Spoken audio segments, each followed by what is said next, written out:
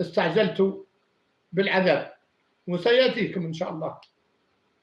24 فلما رأوه أي العذاب جاهم كيف طلبوا عارضا حق السحاب، والسحاب أسود، قالوا هذا السحاب هذا ممطرنا وهذا يبقى خيرات ما شاء الله.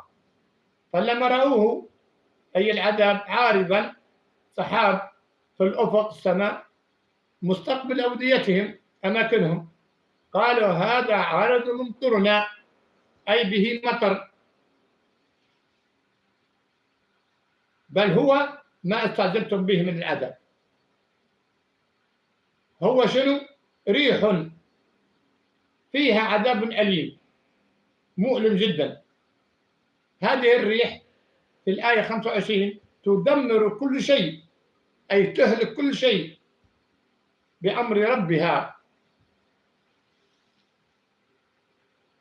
فأصبحوا لا يرى إلا مساكنهم، المساكن فقط، وهلكوا جميعا.